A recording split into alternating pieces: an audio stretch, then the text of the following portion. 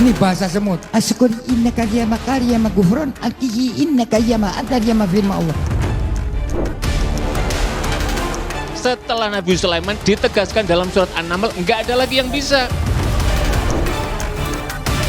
Apakah ada ketakutan nih Bang nanti Enggak. dibilang sesat, diancam, Enggak. dilaporkan? Enggak ada. Semua ada di Quran dan hadis.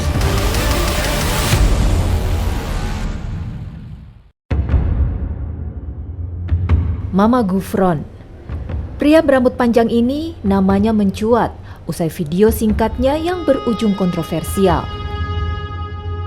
Dalam video tersebut, Mama Gufron mengklaim bisa berkomunikasi dengan semut. Makanya ditanya kata semut, ini bahasa semut. Bismillahirrahmanirrahim. Asykur innaka yama kariyama gufron alkihi innaka yama adariyama firma Allah. Apakah saya didoakan enggak gufron? Ya jelas lah. Karena saya informasi dengan Nabi. Nabi siapa? Nabi Sulaiman alaihi wassalam dengan saya. Saya difitnah dina, senang. Tetap saya mau mendoakan. Semua gudangnya pasti. Tetap kata Rasulullah, Rabbana qul inna rahmatan ibadah, qul inna rahmatan lil alamin. Doakan. Usut punya usut, ternyata Mama Gufron tidak hanya bisa berkomunikasi dengan semut. Mama Gufron mengklaim ia juga bisa bertatap muka dengan malaikat. Bahkan tak tanggung-tanggung, pria asal Bandung ini juga mengklaim bisa berbicara dengan malaikat Mungkar dan Nakir saat ada salah satu santrinya yang telah meninggal dunia. Ia meminta agar kedua malaikat tersebut untuk tidak menanyakan santrinya di dalam alam kubur.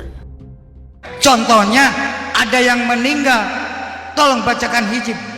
Video callan, assalamualaikum qul inna rahmatan ya malaikat maut ma qul inna kalimah firma Allah. Dibacakan sama keluarganya, begitu diambil la kalimah Allah Allah. Lihat tatap muka, tatap wajah. Assalamualaikum ya qul inna rahmatan ruh wa ma qul kalimah firma Allah. Enak. Kata Mungkar Nakir, ini gimana? Wah, ini santri saya nggak usah ditanya itu ini, diamankan saja. Alhamdulillah. Oh, saya nggak percaya, mati dulu sok saya biar berdialog dengan saya.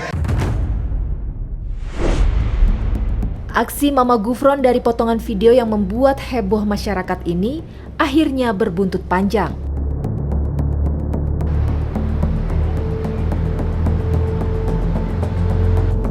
Dari aksi Mama Gufron itu, Majelis Ulama Indonesia lalu bereaksi. Ya kalau bahasa-bahasa semut seperti itu saya kira canda-candaan aja itu. Ya supaya lebih seru kelihatannya begitu. Tapi yang menyangkut bisa berkomunikasi secara langsung, berdialog dengan malaikat, dengan Allah, dengan orang yang sudah mati, itu yang menjadi concern kita. Terutama dengan sesuatu yang sangat gaib yang tidak mungkin menurut dalil syar'i bisa berkomunikasi, dan itu dilakukan oleh Mama Gufron dan seolah-olah dia bisa berkomunikasi. Ini kan menyalahi sistem akidah kita.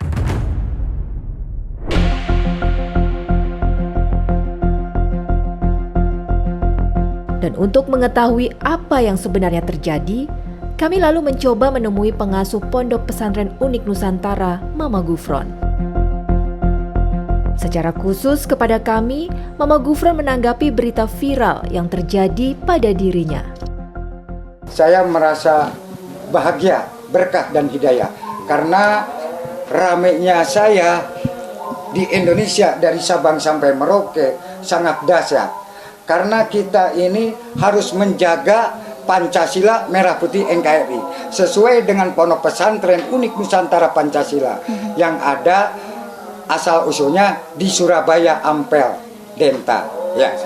Jadi saya ini menyelamatkan negara, menjelabatkan Merah Putih NKRI, dan sampai datang Panglima dengan Kapolri ya, sampai saya mendapatkan piagam yaitu dari BPIP. Nggak sembrono, nggak sembarangan.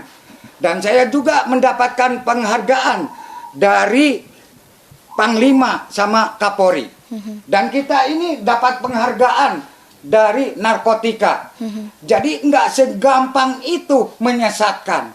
Jadi saya disangka apapun, saya silakan. Tetapi notnya Indonesia tetap harus berpancasila, merah putih NKRI. Karena apa? BPIP harus tanggung jawab. Kalau sudah dikasih penghargaan dari BPIP, masa sesat? Berarti Pancasila sesat, Bang.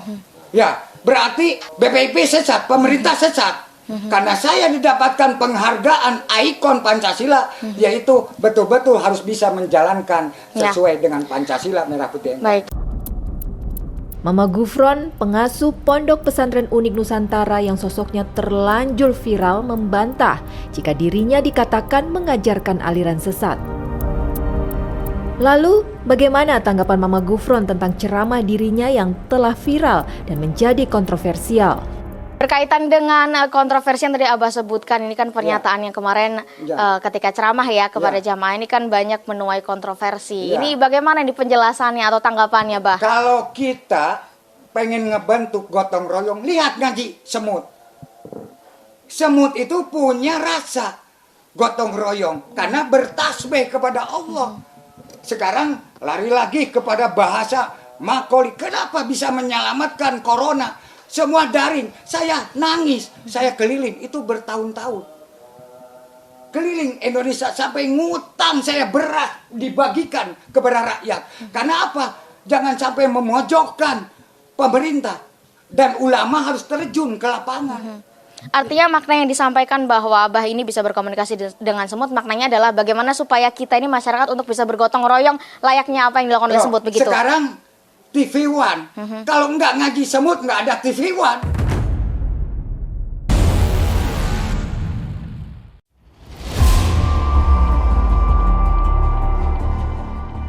Kontroversi pengasuh Pondok Pesantren Unik Nusantara Abuya Mama Gufron yang mengaku mampu berkomunikasi dengan semut dan malaikat membuat geger. Meski demikian, Mama Gufron tak menggubris dan merasa jika apa yang diklaimnya tak ada yang salah. Video dengan malaikat itu tanggapannya seperti apa itu, Bah? Sekarang kita masalah berbincang-bincang dengan malaikat. Kita sholat duhur, asar, maghrib, isya, subuh berdialog dengan siapa? Betul atau tidak? Sekarang lari lagi kepada bahasa makoli. Kenapa bisa menyelamatkan corona? Semua daring. Saya nangis, saya keliling. Itu bertahun-tahun. Keliling Indonesia sampai ngutang saya beras dibagikan kepada rakyat. Karena apa? Jangan sampai memojokkan pemerintah. Dan ulama harus terjun ke lapangan. Sementara itu, soal Mama Gufron yang telah mendapatkan stempel dari Allah, pihak Ponpes pun menyesalkan potongan video tersebut. Dan video-video yang dipotong, Mbak, contoh Abu yang ngomong begini, saya ini sudah dapat tanda tangan dari Allah. Akhirnya dipotong sama akun TikTok, dipotong segitu doang. Seolah-olah Abuya ini akidahnya bukan Asy'ariyah. Ini saya sampaikan supaya MUI ngerti, para kiai ngerti. Seakan-akan Abuya punya akidah Jabariyah, Qadariyah yang memujasimahkan, mentajsim Allah. Ini kan keliru. Padahal itu ada lanjutannya dalam video itu. Saya dapat tanda tangan stempel dari Allah, bahkan semuanya udah dapat apa? Asyhadu alla ilaha illallah wa asyhadu anna Muhammadar Rasulullah. Itu kan ikrarnya kita sebagai stempel. Gaduh tudingan dugaan penyimpangan yang ditujukan ke Mama Gufron terus menyeruak. Meski demikian, Mama Gufron siap untuk menghadapinya. Makanya ke saya nyudut, saya nggak takut. Demi Pancasila, merah putih NKRI. Topat jiwa raga. Sekarang Indonesia sudah dirongrong dengan orang-orang yang tidak jelas. Banyaknya pihak yang memframing Mama Gufron sesat, pihak Ponpes Unik Nusantara pun angkat bicara. Menurutnya, manuskrip sejarah yang dimiliki Abuyalah yang menjadi pemantiknya. Dari framingan tadi yang disampaikan ramai di media sosial ketika menggoreng ajaran sesat dan lain sebagainya, kalau saya lebih condong menganalisa ini ada akar yang harus kita jawab sebenarnya. Karena baru 1 bulan ini orang-orang ini rame-rame memframing videonya Abuya. Itu video yang sudah lama. Kenapa dari dulu tidak kan begitu? Karena kebetulan di pesantren kami ini ada beberapa manuskrip tentang sejarah. Kemudian kalau ada silsilah thoriqoh yang dibelokkan, ketahuan sama kita. Kemudian kalau ada sejarah NU yang kemudian muasisnya juga ditenggelamkan, diganti dengan klien orang, kita akan bisa menemukan, kita ungkaplah di media. Manuskrip ini akan menjadi bukti sebenarnya. Contoh di dalam risalah Wali Songo, di situ ada Duriyah Wali Songo itu ke siapa yang sekarang lagi rame gitu kan. Makanya saya ingin sebenarnya kalau memang objektif dalam hal ini, monggo kita benahi semuanya. Nah, ini kitab risalah Wali Songo. Ini masih menggunakan tulisan asli Arabik. Ini tentang silsilah Wali Songo dari mulai Sunan Ampel sampai ke Rasul, ada semuanya. Ada Sunan Ampel di sini. Gitu. Bahkan kalau sekarang orang rame-rame polemik nasab gitu, kita nggak begitu ngurusin masalah nasab. Tapi kalau udah sejarah itu kemudian diputerbalikan atau mencangkokkan seseorang kepada bukan ayahnya, fa'alaihi jannatul haram. Surga haram baginya. Ini perlu diluruskan, ini akan menjadi dosa, apalagi mengatasnamakan baginda Rasul. Hal yang sama juga diungkapkan Abuya Mama Gufron. Kesesatan yang ditujukan kepada dirinya tak terlepas dari upaya pihak yang tak bertanggung jawab. Sekarang ini menghancurkan negara itu lewatnya beraneka ragam. Jadi saya tahu semua, makanya otomatis saya digoreng. Ya, nah saya harus punya liwetan atau betul nggak? Jadi bahasa-bahasa kalam ini kita harus tahu. Semua orang kita, orang-orang sufi atau orang-orang tasawuf harus mengerti. Di situ ada syariat, hakikat, marifat, hoas, panah, jabarkob. Ulama kalau benar-benar ahli hoas atau hoas pasti ngerti. Sementara itu soal desas-desus Abuya Mama Gufron yang menulis 500 kitab dengan bahasa Suryani, kepada kami pihak Ponpes membeberkan kebenarannya. Nah, dari 500 kitab ini bukan hoax. Saya sampaikan kepada publik, sudah ada 5 kitab yang sudah tercetak. Nah, Abjad Suryani itu seperti apa? Karena ini yang digoreng sama orang juga, sehingga nanti bahasa semut, bahasa jin gitu kan, macam-macam. Ini sudah kita sampaikan ke Kiai Haji Ma'ruf Amin juga, kalau mereka pengen tahu. Nah, ini Abjad Suryani atau huruf hijaiyah. Jadi beliau setiap nulis kitab, itu tulisannya seperti ini. Nah, ini tulisan beliau, Abuya, itu tulisan menggunakan Abjad Suryani, bukan kalam Suryaninya, Abjad Suryani. Akhirnya kita para santri sama Abuya karena diajarkan rumusan hijaiyah tadi, disuruh membongkar satu persatu huruf abjadnya melalui bahasa Arab. Sehingga jadi satu makalah, akhirnya dimurad sama kita dengan syarahnya, jadilah sebuah kitab. Lalu, sebenarnya siapa sosok Mama Gufron ini? Pria kelahiran 25 Desember 1963, di masa mudanya pernah menjadi pengamen hingga tukang sablon. Dulu Abuya ini kan backgroundnya musafir. Di tahun 90 sampai 94 ini dari persaksian saksi hidup yang pernah menyampaikan menghantarkan barang-barang ini ke pesantren. Sudah 25 tahun ketika pondok sudah berdiri.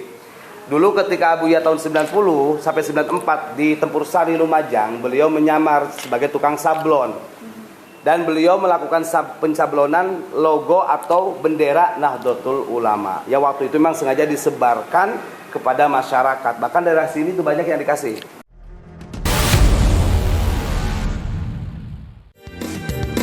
Kita gerakan Bhinneka Tunggal Ika demi rakyat Indonesia. Kemunculan Abuya Mama Gufron Al-Bantani atau dikenal dengan nama Mama Gufron sebenarnya sudah ada sejak beberapa tahun lalu. Lewat akun YouTube pesantren miliknya yang bernama Ponpes Unik Nusantara, Mama Gufron kerap membagikan aktivitas dan juga ceramahnya. Namun, publik baru mulai menyadari keberadaan Mama Gufron setelah beberapa ceramahnya viral di media sosial. Salah satu video yang viral adalah pengakuan Mama Gufron bahwa dirinya adalah penjaga gawang neraka.